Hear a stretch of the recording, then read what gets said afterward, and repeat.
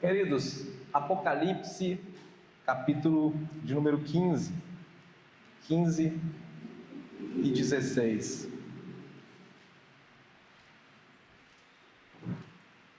Vamos dar continuidade à nossa série de exposição em Apocalipse. Enquanto você abre aí, eu compartilho com você uma das cenas que eu presenciei nesse pouco tempo de vida. Muito jovem ainda, eu presenciei uma cena muito triste, assim, que marcou, assim, a minha memória. Presenciei um rapaz de 15 anos caído no chão 5 minutos depois de ser alvejado por vários tiros. E eu fui chegando várias pessoas assim, em volta daquele corpo, daquele jovem, e eu com os olhos fitos naquela cena, o ouvido estava bem atento ao que se ouvia em volta. Em volta se ouvia, algumas pessoas falavam: "Meu Deus, que injustiça! Como pode isso?" E aí daqui a pouco alguém falava assim: "Ele mereceu, foi justo, e matou muitas pessoas." E nisso, mereceu, injustiça, foi injustiça, apareceu uma mãe com outro jovem, puxando ele assim pela camisa, falou com ele assim: "Meu filho, está vendo isso aí? É isso que você quer para a sua vida, meu filho? É isso que você quer para a sua vida, meu filho?" E aquele outro jovem olhava e não respondia nada. Um mês depois, a notícia daquele jovem ter encontrado o mesmo fim, sido alvejado por tiros e morrido. Esse clamor, irmãos, de justiça, injustiça, por vezes ele encontra no nosso coração também. Por vezes nós também, ao ver noticiários, ao ver as coisas acontecendo com a gente ou com o próximo nosso, nós somos tomados assim por uma ira, e que essa ira às vezes nos leva a querer fazer justiça ou cobrar justiça, clamar justiça naquela pergunta: até quando? Até quando, Senhor, fará justiça sobre nós? No livro de Apocalipse, no capítulo 4, o povo do Senhor, os eleitos do Senhor, aqueles que perseveravam até o fim, fizeram essa pergunta: até quando, Senhor, não se levantará com justiça? Apocalipse, capítulo 15 e verso 16, nós vamos ver a resposta de Deus a esse clamor, a essa indagação, a esse anseio. Acompanhe comigo a leitura, muita atenção, mesmo sentado, com toda a reverência que a palavra de Deus nos requer. Vi no céu outro sinal, grande e admirável: 7 anjos tendo os 7 últimos flagelos, pois com estes se consumou a cólera de Deus. Vi como que um mar de vidro mesclado de fogo, e os vencedores da besta, da sua imagem e do número do seu nome, que se achavam em pé no mar de vidro, tendo harpas de Deus, e entoavam e cantavam o cântico de Moisés, servo de Deus, e o cântico do Cordeiro, dizendo, todos juntos, só esse cântico, irmãos: grandes e admiráveis são as tuas obras, Senhor Deus Todo-Poderoso. Justos e verdadeiros são os teus caminhos, ó Rei das nações. Quem não temerá e não glorificará o teu nome, ó Senhor? Pois só tu és santo, por isso todas as nações virão e adorarão diante de ti, porque os teus atos de justiça se fizeram manifestos. Depois dessas coisas, olhei e abriu-se no céu o santuário do tabernáculo do testemunho. E os 7 anjos que tinham os 7 flagelos saíram do santuário vestidos de linho puro e resplandecente e cingidos ao peito com cintas de ouro. Então um dos 4 seres viventes deu aos 7 anjos 7 taças de ouro, cheias da cólera de Deus, que vive pelos séculos dos séculos. O santuário se encheu de fumaça, procedente da glória de Deus e do seu poder. E ninguém podia penetrar no santuário, enquanto não se cumprisse os 7 flagelos dos 7 anjos. Ouvi, vinda do santuário, uma grande voz dizendo aos 7 anjos: ide e derramai pela terra as 7 taças da cólera de Deus. Saiu, pois, o primeiro anjo e derramou a sua taça pela terra. E os homens, portadores da marca da besta e adoradores de sua imagem, sobrevieram úlceras malignas e perniciosas. Derramou o segundo a sua taça no mar, e este se tornou em sangue, como de morto, e morreu todo o ser vivente que havia no mar. Derramou o terceiro e a sua taça nos rios e nas fontes das águas, e se tornaram em sangue. Então ouvi o anjo das águas dizendo: tu és justo, tu que és e que eras o santo, pois julgaste essas coisas. Porquanto derramaram sangue de santos e de profetas, também sangue lhes tem dado a beber, são dignos disso. Ouvi do altar que se dizia: certamente, ó Senhor Deus, Todo-Poderoso, verdadeiros e justos são os teus juízos. O quarto anjo derramou a sua taça sobre o sol, e foi-lhe dado a queimar os homens com fogo. Com efeito, os homens se queimavam com o intenso calor e blasfemaram o nome de Deus, que tem autoridade sobre estes flagelos, e nem se arrependeram para lhe darem glória. Derramou o quinto a sua taça sobre o trono da besta, cujo reino se tornou em trevas, e os homens remordiam a língua por causa da dor que se sentiam, e blasfemaram o Deus do céu por causa das angústias e das úlceras que sofriam, e não se arrependeram de suas obras. Derramou o sexto a sua taça sobre o grande rio Eufrates, cujas águas secaram, para que se preparasse o caminho dos reis que vem do lado do nascimento do sol. Então vi sair da boca do dragão, da boca da besta e da boca do falso profeta 3 espíritos imundos, semelhantes a rãs, porque eles são espíritos de demônios, operadores de sinais, e se dirigem aos reis do mundo inteiro com o fim de ajuntá-los para a peleja do grande dia do Deus Todo-Poderoso. Eis que venho como vem o ladrão. Bem-aventurado aquele que vigia e guarda as suas vestes, para que não ande nu e não se veja sua vergonha. Então se ajuntaram no lugar que em hebraico se chama Armagedon. Então derramou o sétimo anjo a sua taça pelo ar, e saiu grande voz do santuário, do lado do trono, dizendo: feito está. E sobrevieram relâmpagos, vozes e trovões. E ocorreu um grande terremoto, como nunca houve igual, desde que há gente sobre a terra. Tal foi o terremoto forte e grande. E a grande cidade se dividiu em 3 partes, e caíram as cidades das nações. E lembrou-se Deus da grande Babilônia, para dar-lhe o cálice do vinho do furor da sua ira.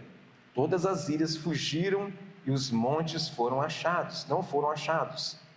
Também desabou do céu sobre os homens grande saraiva, com pedras que pesavam cerca de 1 talento. E por causa do flagelo da chuva das pedras, os homens blasfemaram de Deus. Portanto, seu flagelo era sobremodo grande. Deus, mais uma vez em Tua presença, Deus, nos curvamos, Pai. Diante da justiça do Senhor Deus, nós somos todos temerosos. Confiamos única e exclusivamente na obra e nos méritos de Cristo. Por isso, Deus, que a Tua palavra, Deus, pregada nessa noite, possa achar corações prontos, ó Deus, a serem desafiados, modificados, alertados, despertados por Ele. Ó Deus, dê-nos a graça de sermos hoje ouvintes da Tua palavra, operosos. É que eu te peço em nome de Jesus. Amém. Queridos, sempre nós começamos a exposição em Apocalipse, nós precisamos nos lembrar da estrutura desse livro. Primeiro, lembrarmos também do gênero literário, né? O gênero literário apocalíptico, ele não é um gênero que nós devemos interpretar de forma literal. Ele tem figuras que apontam para uma mensagem verdadeira. O livro também é dividido em 7 sessões de 7. Nós chegamos agora na 5ª sessão de 7, onde vai falar sobre as 7 taças.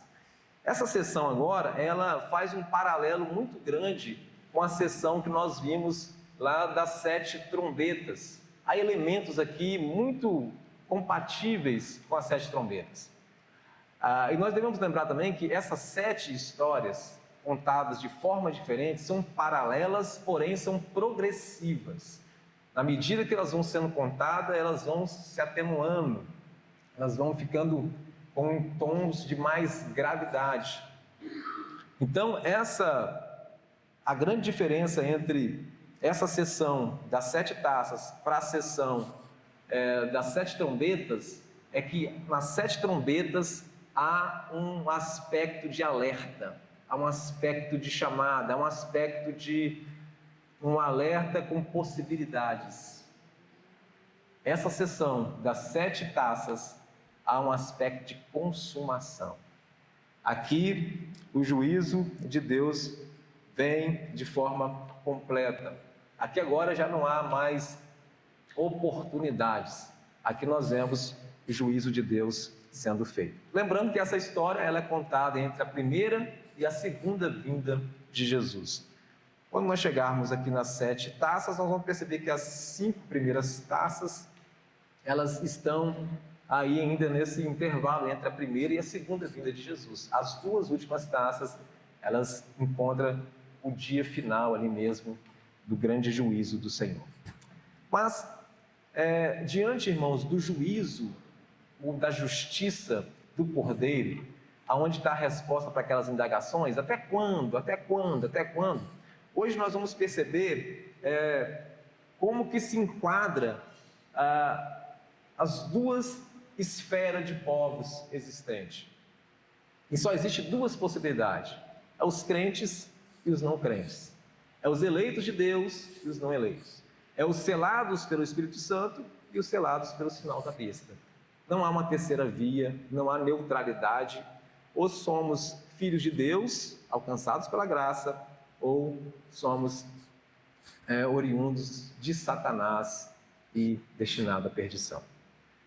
Quando nós vamos olhar agora a manifestação dessa justiça de Deus, nós vamos perceber como que se dá sobre esses 2 povos, sobre os eleitos, aqueles que foram chamados, selados pelo Espírito Santo, e depois nós vamos ver sobre aqueles que receberam o sinal da besta. Capítulo 15, então, como que se dá isso sobre os eleitos? O texto começa dizendo: vi no céu outro sinal grande e admirável, 7 anjos tendo 7 últimos flagelos, pois com estes se consumou a cólera de Deus. É uma palavra consumação aí. Agora é a consumação de todas as coisas que nós estamos vendo. Mas é interessante nós percebermos que nesse versículo primeiro, nós vemos que, mais uma vez, como nas outras sessões, inicia dizendo que essa ação, esse movimento, ele vem sempre da parte de Deus. Vi no céu outro grande e admirável. E aí começa a descrever. Isso já, irmãos, fala ao nosso coração para nós percebermos que, independente das circunstâncias, Deus continua governando. E isso começa a assentar no nosso coração, na medida que vai nos trazendo esperança para as questões práticas da nossa vida. O verso 2 diz: vi como que um mar de vidro mesclado de fogo, e os vencedores da besta, da sua imagem e do número do seu nome, que se achavam em pé no mar de vidro, tendo harpas de Deus. Que mar de vidro é esse? Quando nós olhamos principalmente para o Antigo Testamento, nós vamos perceber que toda vez que menciona mar, dá essa ideia de um lugar que é morada do inimigo. Só um exemplo aqui para nós percebermos: Daniel capítulo 7, por exemplo, mostra lá que os monstros, eles surgem do mar.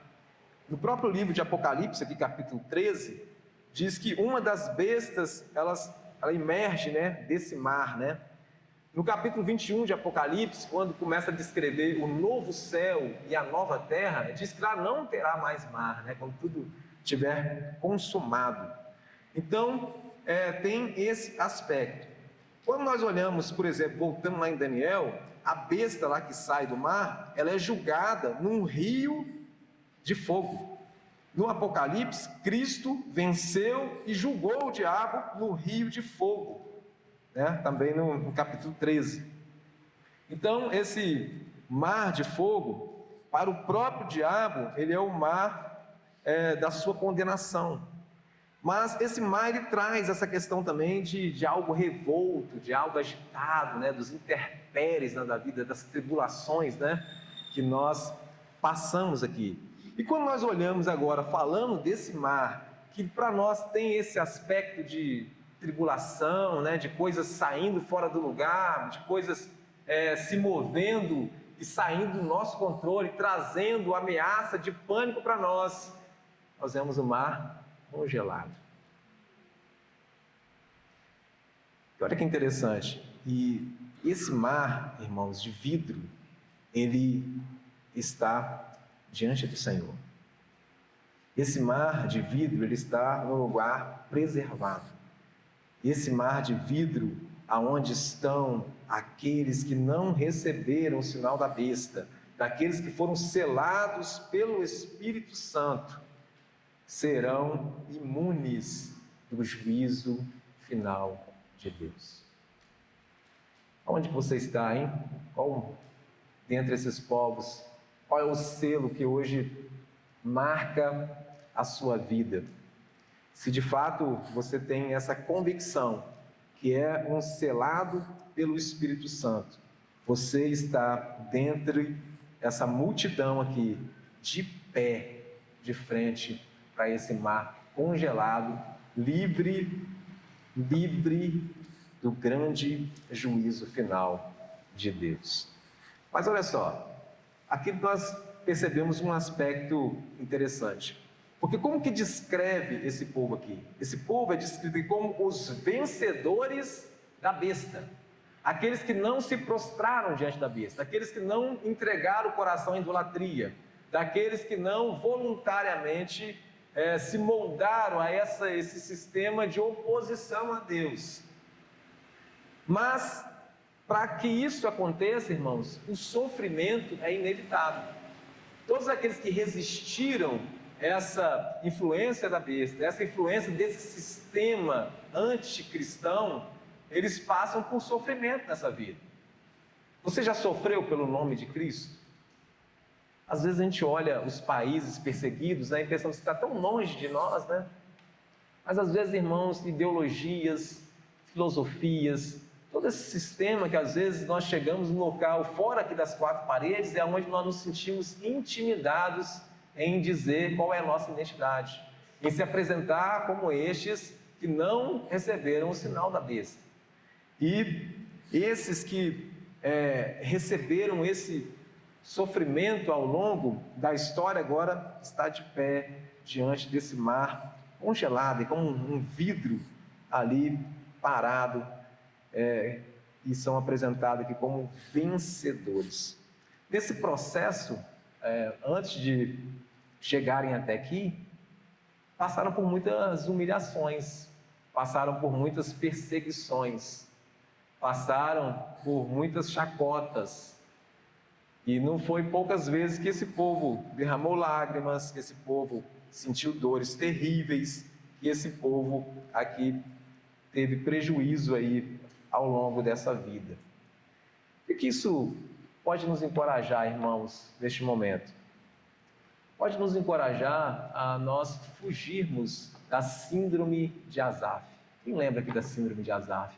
Salmo 73.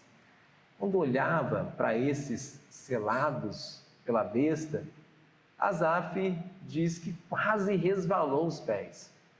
Ele olhava para o padrão dessas pessoas e dizia: mas eles parecem que nem têm sofrimento, eles não se cansam, eles não experimentam as fadigas dessa vida, eles blasfemam contra o nome de Deus e só prosperam. E meus irmãos, nós vivemos hoje em um mundo onde as imagens, elas estão cada vez mais evidentes no nosso tempo. Nós estamos vivendo tempos dos selfies, tempos dos vídeos, tempos das redes sociais, tempo onde pessoas vendem uma imagem, onde pessoas vendem uma identidade, onde pessoas influenciam multidões por um comportamento ali aparente. Eu tive uma experiência em 2017 de trabalhar com Uber por um mês. E eu trabalhei uma semana praticamente com o aplicativo, depois eu fiz um cartel assim, de clientes e comecei a trabalhar de forma particular. E eu lembro que eu levava uma moça para os lugares onde ela me pedia, eu levava 3 vezes por dia para lugares os mais distintos possíveis. E essa moça, toda vez que ela entrava no carro, ela estava com um sorriso do canto até o outro, e dando gargalhadas, e falando. E os lugares que ela ia eram os lugares mais variados. Ela ia em show em locais dos mais ricos, ia em shows nos lugares mais pobres, baile funk, tudo. E ela estava naquela de viver tudo isso que o mundo oferece aí. Sempre entrava no carro com aquele sorriso de orelha a orelha. E eu tenho certeza, irmãos, que quem convivia com ela, olhava para ela, talvez as adolescentes falavam assim: nossa, eu quero ser igual essa moça. Eu acredito que ela influenciava muita gente. Até um belo dia que eu perguntei a ela assim: como é que você está? E ela falou: estou bem, você não está vendo não. E aí eu fiz a segunda pergunta assim: como que você está? E essa moça caiu aos prantos e disse: eu estou procurando aquilo que preenche o vazio da minha alma. E a gente pôde compartilhar um pouco da palavra de Deus, orar junto. E depois ainda eu transportei ela por mais uma semana, mas não foi mais para os lugares que ela estava indo, né? Levei ela para a casa da mãe dela nas outras vezes. Mas, irmãos, essa é a grande verdade. Às vezes nós somos tomados pela síndrome de Asaf e não valorizamos aquilo que somos em Cristo Jesus. Por isso, eu acho que isso tem que mexer com o nosso coração, isso tem que mexer com o brilho dos nossos olhos. Muitas vezes nós estamos agarrados nessas redes sociais, invejando aqueles que Asaf descobriu lá no final do Salmo 73.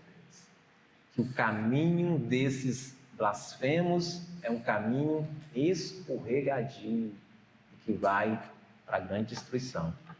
Então, alegre-se em quem você é em Cristo Jesus. Em Cristo Jesus, você vai passar por sofrimentos aí, mas em breve estará de pé, de frente àquilo que representa as tribulações congeladas, branda como cristal. Isso é méritos de Cristo. Mas, meus queridos, qual é a posição também desses selados pelo Espírito Santo? O que eles fazem enquanto eles esperam a manifestação da justiça de Deus? Eles adoram. Olha só, a melhor forma de esperarmos enquanto a justiça de Deus ela chega na sua consumação é sermos adoradores, irmãos. E às vezes você está ouvindo isso e está dizendo assim, mas pastor, eu sou crente, eu ouço louvores todos os dias, eu canto louvores, eu não falto um culto. Mas eu estou dizendo, irmãos, de adoradores. E sabe qual é o conteúdo da adoração? O conteúdo da adoração é nós conhecermos e prosseguir em conhecer quem Deus é e as obras que Ele faz. Veja o cântico que é entoado por esses que são selados pelo Espírito Santo e que estão aguardando essa consumação da justiça de Deus. Nós lemos juntos aqui. Grandes e admiráveis são as tuas obras, Senhor Deus Todo-Poderoso. Justos e verdadeiros são os teus caminhos. Ô Afonso, achei que vocês iam cantar essa música hoje, hein? Quem sabe no final, antes de a gente terminar em tempo, a gente termina com a capela, né? Mas essa música, irmãos, é um padrão, essa é um hino inspirado, né? Ele serve para ser um padrão para os louvores que nós cantamos também, né? Você vê que aqui não tem espaço para homens. Aqui o espaço ele é tomado por uma adoração verdadeira. Aqui fala da pessoa e a obra de Deus. Aqui fala de grandes e admiráveis são as tuas obras. Senhor Deus, quem Ele é? Todo-Poderoso. Justos e verdadeiros são os teus caminhos. Ó Rei das Nações, quem não temerá e não glorificará o teu nome, ó Senhor? Irmãos, por que nós precisamos ser adoradores enquanto nós esperamos a justiça de Deus? Porque é na adoração, irmãos, que nós nos tornamos tementes a Deus. É na adoração que nós tememos a pessoa certa. É na adoração que nós tememos a pessoa certa. E isso, irmãos, tem uma implicação direta na nossa vida. Eu vi uma frase que eu achei assim, muito impactante, eu vou lê-la na íntegra aqui. A vida, irmãos, não é um contexto para lidarmos com Deus. Deus é o contexto para lidarmos com tudo que for difícil na vida. Repetindo, a vida não é o contexto para lidarmos com Deus. Deus é o contexto para lidarmos com tudo que for difícil na vida. Pegaram aí? Gravaram isso? Irmãos, uma vida de adoração tem implicação prática no nosso dia. Aplicação direta. Esse hino que os irmãos cantaram aqui é o cântico de Moisés e do Cordeiro. É o cântico que Moisés cantou depois do livramento que o povo de Israel recebeu lá do Egito. E naquela ocasião, quando Moisés diz, olha, nós vamos sair daqui, Deus irá nos libertar daqui. Aquele povo duvidava, mas como nós vamos sair daqui? Como nós vamos ser livres de mãos tão poderosas? E depois do grande livramento do Senhor, aquele povo adorou, dizendo, grande realmente é o Senhor. Grande é o Senhor. Irmãos, adorar a Deus é temer a pessoa certa. Vocês lembram quando o rei Josafá, registrado lá no segundo livro de Crônicas, ele recebe a notícia de 3 exércitos, 3 nações, 3 povos vindo para dar com ímpeto contra Israel. Você lembra que o rei, ele chegou a dizer assim, mas Senhor, eu não sei nem o que fazer. Lembram desse texto, gente? Na verdade, ele sabia o que fazer, porque ele passou a buscar o Senhor. E ele buscou o Senhor em oração, e ele buscou o Senhor ouvindo a palavra do Senhor, tudo isso demonstrando essa adoração verdadeira. Depois, no próprio capítulo 20, mostra lá que antes da batalha final contra essas 3 nações, ele adorou ao Senhor. Depois que vocês tiverem um tempo, entra lá, segundo livro de Crônicas, olha o capítulo 20, olha o teor da oração dele, olha o conteúdo da oração de Josafá. E é interessante, irmãos, porque ali, durante a oração, ele foi encorajado a adorar antes daquela batalha. Porque a adoração a Deus nos leva a temer a pessoa certa. Nos livra, irmão, de ansiedade, nos livra de temor e tremores de homens, de circunstâncias, de agências, de tudo isso, todas essas ameaças que nós somos rodados todos os dias. Quando nós temos uma vida genuína de adoração, irmãos, nós estamos frequentemente nos lembrando, nos recordando de quem Deus é e das obras que Ele pode fazer. No último sábado, o pastor Enoque mencionou aqui, quando nós terminamos essa ação graciosa, que Deus nos deu o privilégio de participar aqui, chegamos alegres e tudo, e a minha alegria ela foi ameaçada por algo que é fruto da queda. Na saída eu descuidei, deixei o vidro do carro um palmo mais ou menos aberto, e quando eu voltei a minha carteira tinha sido furtada, os cartões todos de banco, documentos, tudo. E irmãos, por que eu prego isso aqui? A vida não é um contexto para lidarmos com Deus. Deus é o contexto para lidarmos com tudo que for difícil na vida. Eu lembro que eu tinha compartilhado lá no PG lá, que eu estava, principalmente nesse mês, eu estava com um mês difícil, entrou alguns pagamentos extras que a gente precisa fazer, PVA e tudo mais, então a questão financeira já estava bem assim, ajustadinha. E aí, com essa obra de Satanás aí, o rapaz conseguiu tirar ainda metade do que tinha na conta lá para pagar as coisas, e eu fui assim, naquele momento eu peguei, percebi no celular o rombo que tinha sido feito, veio um abatimento, uma tristeza assim, que foi dissipado, irmãos. Entenda isso, eu não saí pulando de alegria e rindo, fui assaltado. Mas eu fui confortado e consolado, porque eu me coloquei em adoração e oração. Sabe como que começa normalmente as minhas orações? Soberano Deus e eterno Pai. Muita gente diz assim, mas isso é falta de intimidade com Deus, já ouviram isso? Tem que falar assim, cara, eu estou aqui e tal, isso é intimidade, irmãos, isso é falta de reverência.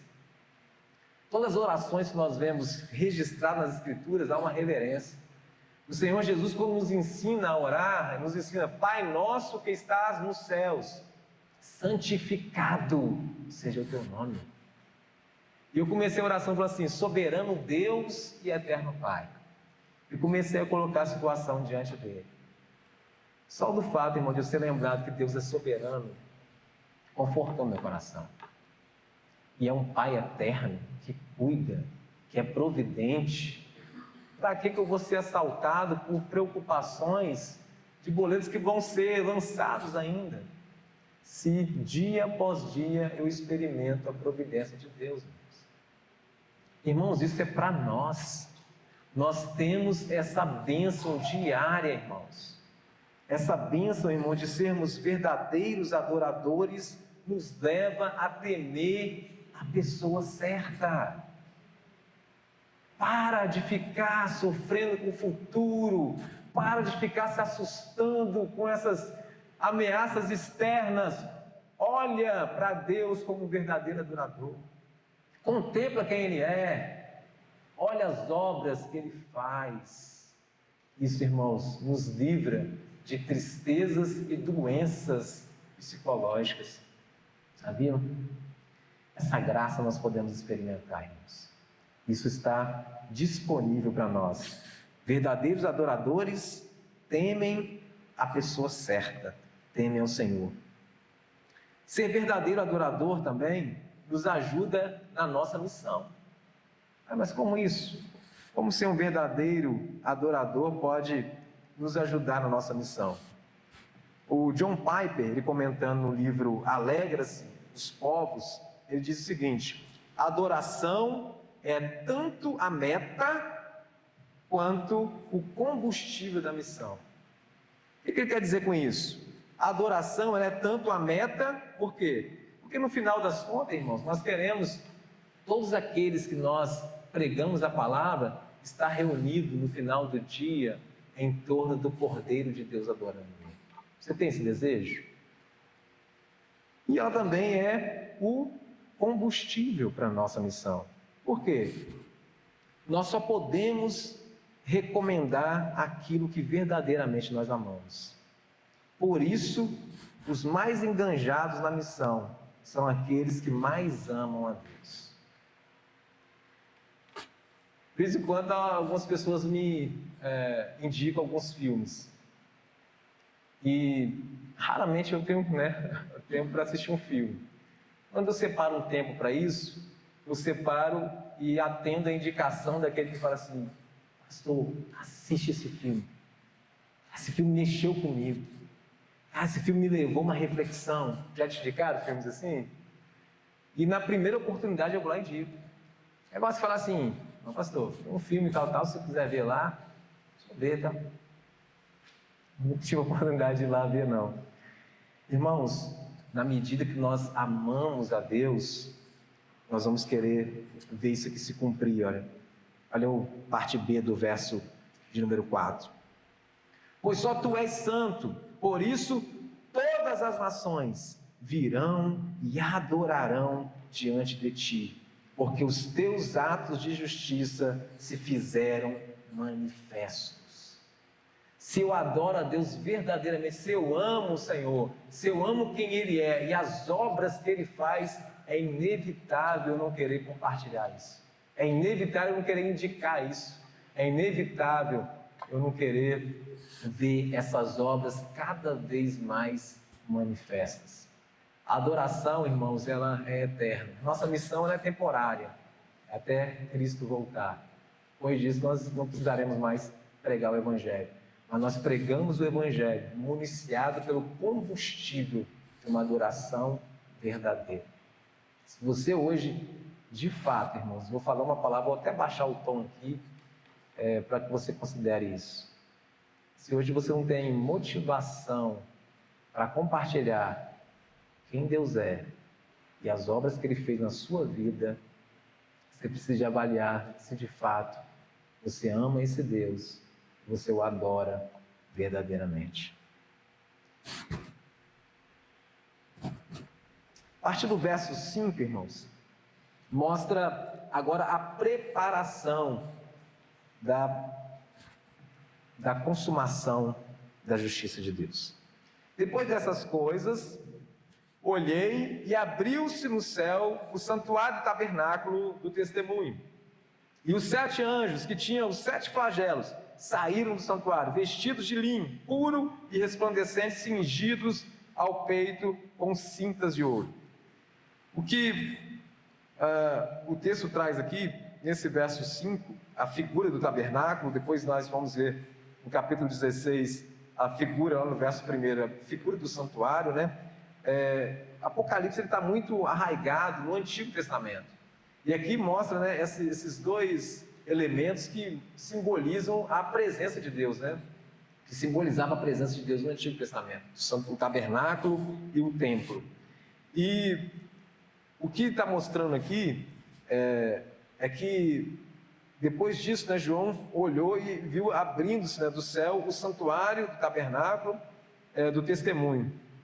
E os 7 anjos que tinha os 7 flagelos saíram do santuário vestidos de linho puro, né, e resplandecente, cingidos aí no peito com cintas de ouro, né. Esses elementos das vestes dos anjos aqui, que vão decretar o juízo, né, que vão derramar a taça, as 7 taças, eles têm esses elementos aqui de uma veste real e de uma veste sacerdotal, né, apontando que eles são, né, de fato, enviados por Deus, né. Quem vai derramar isso são anjos da parte de Deus, né, saindo do santuário, onde está a presença de Deus, e vão em nome de Deus. Verso 7 fala: então um dos 4 seres viventes deu aos 7 anjos 7 taças de ouro cheias da cólera de Deus, que vive pelos séculos dos séculos. Então o conteúdo das taças, a cólera, a ira de Deus. O santuário se encheu de fumaça, né? Nós vemos quando o tabernáculo foi concluído por Moisés, a glória de Deus encheu o tabernáculo e viu fumaça. Quando nós vimos também Salomão terminando o templo, a glória de Deus encheu o templo, né? E teve essa visão de fumaça, né? Então, esse aspecto aqui, essa presença de Deus, procedente da glória de Deus, do seu poder, e ninguém podia penetrar no santuário enquanto não se cumprisse os 7 flagelos dos 7 anjos. Aqui, irmãos, dá um aspecto agora de porta fechada. Aqui dá um aspecto agora que, olha, buscai ao Senhor enquanto se pode achar. Aqui parece que acabou esse dia. E às vezes nós ouvimos, né? Fala-se muito que o Senhor vai voltar, que esse dia final vai chegar e nunca chega, nunca chega. Mas para frente nós vamos ver uma palavra sobre isso. Mas nós vemos aqui, irmãos, o cumprimento disso. Agora há um bloqueio, há um fechamento. Agora o homem já não consegue mais. As trombetas tocaram, os homens ignoraram as trombetas. Agora as portas se fecharam. O acesso até o Santo dos Santos, dito na introdução aqui na liturgia, fechou-se. E aí, o capítulo 16 nos traz: ouvi vinda do santuário uma grande voz dizendo aos 7 anjos: ide e derramai pela terra as 7 taças da cólera de Deus. E aí, irmãos, nós vemos aqui no capítulo, no versículo 3,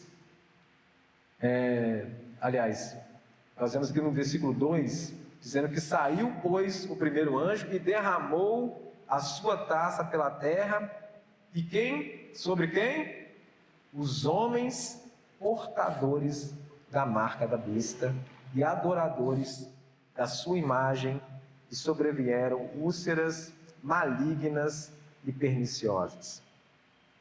Então nós percebemos aqui agora, nesse momento, o conteúdo, a cólera de Deus, a ira santa de Deus agora, que desce dessas taças, elas vão ao encontro única e exclusivamente dos ímpios, daqueles que tiveram a marca da besta. Então nós percebemos que agora, como que se dá agora com aqueles que receberam essa marca da besta. Então nós vemos esse derramamento dessa primeira taça, desse primeiro flagelo, aonde esses homens são acometidos de úlceras, né? Trazendo aqui essa questão da peste perniciosa, trazendo um aspecto aqui da saúde deles sendo afetada de forma gravíssima. Grava isso, saúde afetada de forma gravíssima. O segundo flagelo derramou a taça no mar e essa se tornou em sangue, como de morto, e morreu todo ser vivente que havia no mar. Então, quando nós percebemos essa segunda taça sendo derramada, e também a terceira atinge as águas aqui, nós vamos perceber a economia sendo afetada. Então, primeiro nós vemos a saúde e agora a economia. Nós vimos em cenas passadas esses homens, né, manipulando a economia, aqueles que não aceitaram o sinal da besta, sofrendo e passando por privações. Nós vemos só esses homens tendo acesso a coisas mais supérfluas. Agora nós percebemos essa ira sendo derramada, primeiro sobre a saúde deles, e segundo agora sobre as grandes economias aí que estão na posse desses que são contra a palavra de Deus, desses que se dobraram diante da besta, desses que blasfemam contra o nome do Senhor. Quando acontece o derramamento da terceira taça, nós vemos aqui não uma interrupção, mas uma justificação da ira santa de Deus. Nós vemos aqui no verso de número 5, ouvi o anjo das águas dizendo: tu és justo, tu que era o santo, pois julgaste essas coisas, porquanto derramaram sangue de santos e de profetas, também sangue lhes tem dado a beber. São dignos disso. Ouvi do altar que se dizia: certamente, ó Senhor Deus, Todo-Poderoso, verdadeiros e justos são os seus juízos. Então, quando nós olhamos isso aqui, irmãos, nós percebemos por que a palavra do Senhor, lá em Romanos, capítulo 12, nos alerta para nos controlarmos quando nós somos tomados por esse desejo aí de vingança, por esse desejo de fazer justiça com as próprias mãos. Olha o que Romanos, capítulo 12, a partir do verso 17 diz: Não torneis a ninguém mal por mal, esforçai-vos por fazer o bem perante todos os homens. Se possível, quando depender de vós, tende paz com todos os homens. Não vos vingueis a vós mesmos, amados, mas dai lugar à ira, porque está escrito: a mim me pertence a vingança, eu é que retribuirei, diz o Senhor. Então, o que Paulo está dizendo aqui é exatamente entrar em conformidade a esse texto que nós acabamos de ler em Apocalipse. É de perceber que quem vai fazer essa justiça, irmãos, naquela consumação final, é alguém que é justo, não é tomado pelo pecado, é que ele é santo e justo, é um Deus separado de tudo, é um Deus impossível de compactuar com o pecado. Nós somos tomados às vezes por uma justiça própria que está sempre contaminada pelo pecado. Sempre nosso exercício de justiça vai estar comprometido. É por isso que Paulo, na carta aos Romanos, diz: olha, deixa essa justiça para o Senhor. Ele que é o vingador, santo, perfeito e justo. Ele fará com que isso aconteça de forma justa. Então, se você hoje talvez está com alguma causa aí que tem alimentado esse desejo de vingança no coração, talvez está flertando aí com esse ódio, é o momento para você descansar no Senhor. Não buscar pagar o bem, pagar o mal, pagar o bem com o mal. Mas, de fato, você amontoar aí brasas vivas sobre a cabeça daquele que te causou algum prejuízo. Você faz isso manifestando misericórdia que veio da parte de Deus para a sua vida. A partir do verso de número 8, fala o quarto flagelo. O quarto anjo derramou a sua taça sobre o sol, e lhe foi dado queimar os homens com fogo. Com efeito, os homens se queimaram com intenso calor e blasfemaram o nome de Deus, que tem autoridade sobre esses flagelos, e nem se arrependeram para lhe darem glória. Então, irmãos, nós vemos a ira de Deus afetando a saúde, afetando a economia e agora afetando o bem-estar do homem. Saúde, economia, bem-estar, parece coisas que permeiam prioridade dos corações, né? Aqui está a verdade, irmãos, que naquele dia final todas essas coisas elas serão irrelevantes, e o que tanto se busca durante a vida, que tanto se prioriza, será tirado de uma forma muito intensa aqueles pelas quais a ira de Deus se instalará sobre eles. Uma coisa interessante para nós percebermos aqui é que, diante de todo esse sofrimento, essa intensidade do sofrimento, nós vemos repetidas vezes dizendo que os homens não se arrependiam e blasfemavam contra Deus. O que isso aponta, irmãos? Deus é justo e santo. As trombetas foram tocadas, e antes das trombetas serem tocadas, irmãos, quantos profetas foram enviados e mortos? Ainda nessa oportunidade, quantas vezes nós clamamos e as pessoas fecham-se os ouvidos para isso, ignoram, blasfemam, não se arrependem diante da pregação da palavra. O Senhor dá todas as oportunidades, por isso que o fim não chegou ainda, porque ainda a misericórdia do Senhor está sendo exercida sobre esse mundo. Ainda não encheu ainda o copo aí da impaciência de Deus. Mas naquele dia, nada ficará fora da ira de Deus. Aqueles que estão à marca da besta serão penalizados.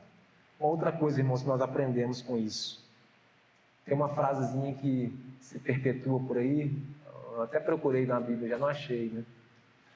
Aquele que não vem pelo amor, vem...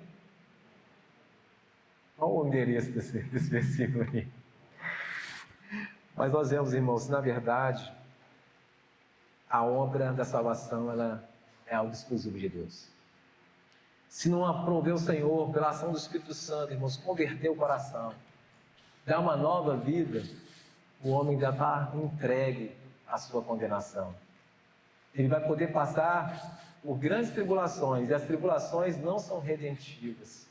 As tribulações não vão conseguir trazer arrependimento para o coração humano. Somente Deus pode fazer isso. Ao Senhor pertence a salvação. Se você está na expectativa e talvez orando para alguém que está numa situação difícil, dizendo: ai Deus, agora nessa situação eu possa ter um encontro com o Senhor, você pode até mudar a oração, dizer: Senhor, que o Senhor aproveite essa oportunidade para salvar ele, para salvar ela, porque só o Senhor pertence à salvação. O quinto flagelo, derramou o quinto flagelo e a sua taça sobre o trono da besta, cujo reino se tornou em trevas, e os homens remordiam a língua por causa da dor que sentiam, e blasfemaram o Deus do céu por causa das angústias e das úlceras que sofriam, e não se arrependiam das suas obras. Esse quinto selo, irmãos, nós vemos que isso se dará também sobre essa grande liderança que faz oposição ao reino de Deus. Nenhum deles irão escapar. Nenhum desses que se sentem tão poderosos hoje vão escapar da ira final de Deus. O sexto selo, ou o sexto flagelo, derramou o sexto a sua taça sobre o grande rio Eufrates, cujas águas se secaram para que se preparasse o caminho dos reis que vem do lado do nascimento do sol. Aqui, essa taça derramada, e fazendo uma referência do rio Eufrates, né, muito mencionado no Antigo Testamento, era um rio que cercava, né, ali o reino de Israel, e que muitas vezes trazia uma proteção ali contra ataques de inimigos ferozes. O que está dizendo aqui esse texto é que nesse dia essa proteção ela irá secar. E essa proteção, esse movimento que Deus faz, irmãos, hoje, nos nossos dias, é mais ou menos assim, ó. Ele contendo a sua ira e chamando pecadores a arrependimento. Nesse dia, as duas mãos do Senhor estarão encolhidas. As proteções irão baixar e a destruição será grande. Sétimo selo, irmãos. Então derramou o sétimo anjo, eu estou falando selo, né? O sétimo flagelo.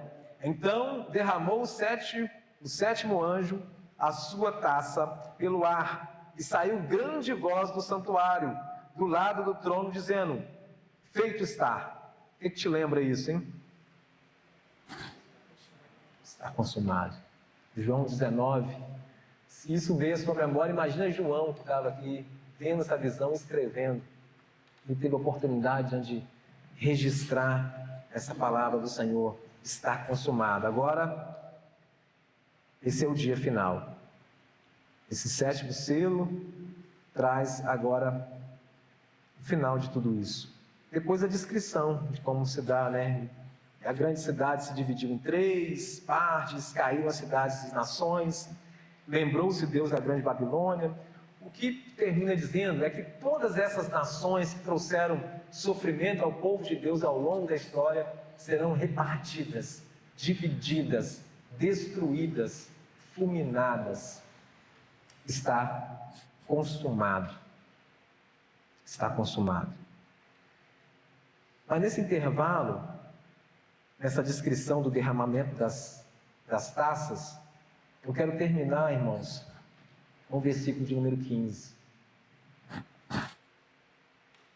O verso de número 15, diante de tudo isso acontecendo, vem uma voz que é do próprio Senhor Jesus dizendo: eis que venho como vem o ladrão. Bem-aventurado, super feliz, super satisfeito, pleno em alegria, é aquele que vigia e guarda as suas vestes, para que não se ande nu e não se veja a sua vergonha. Alguns olhando isso aqui, tentando interpretar literalmente, nem tira a roupa para tomar banho, sabiam? Existem denominações que as pessoas tomam banho com roupa, entendendo esse texto literalmente. O que esse texto está dizendo de veste, de roupa, é de justiça. Aqui é a justiça atribuída, é a justiça que nós recebemos de Cristo, quando Ele consumou e falou: está consumado naquela cruz. Os méritos da cruz foi nos revestir com vestes santas, alvas ou mais alvas do que a neve. É aquilo que começou a acontecer lá no Jardim do Éden, quando Adão e Eva pecaram e ficaram envergonhados e tentaram coser folhas de figueiras para si. E o Senhor providenciou vestes por meio de pele de um animal, que foi se consumar com essa veste que vem do Cordeiro Santo de Deus, desse justo e verdadeiro, que olha para mim e para você e sabe que a justiça que nós temos, irmãos, se temos alguma justiça, ela vem desse Cordeiro de Deus, uma justiça atribuída. E Ele fala: olha, cuidado, fiquem atentos, guardam, preservem essas vestes que vocês receberam, não por méritos de vocês. E aqueles que estarão distraídos naquele dia, que lá em Mateus 24, Jesus diz que encontrarão eles, igual no dia de Noé, casando e dando-se em casamento, e isso não está fazendo uma represária a essa ação tão gloriosa. Ficam tranquilos, tá? Júlio e Nelson, casamento é de Deus. O que Jesus estava dizendo é para nós não distrairmos demasiadamente com as coisas desse mundo, mas estarmos atentos, aguardando, clamando: Maranata, ora vem Senhor Jesus. Esse é o clamor do seu coração? Põe-se de pé nesse momento. Nós vamos orar, agradecendo a Deus pela justiça do Cordeiro. Mas eu gostaria de, nesta oportunidade, enquanto as 7 taças ainda não foram derramadas, eu não posso deixar de olhar para a cena de um Jesus que está assim segurando a sua ira ainda e te chamando ao arrependimento. Eu não sei se você tem convicção de que lado você está hoje neste momento. Eu sei que chegará a hora que Ele recolherá a poderosa mão dele, e as 7 taças irão cair, uma ira irremediável. Momento oportuno para você fazer uma reflexão direto com esse Deus, que sonde e precisa do seu coração.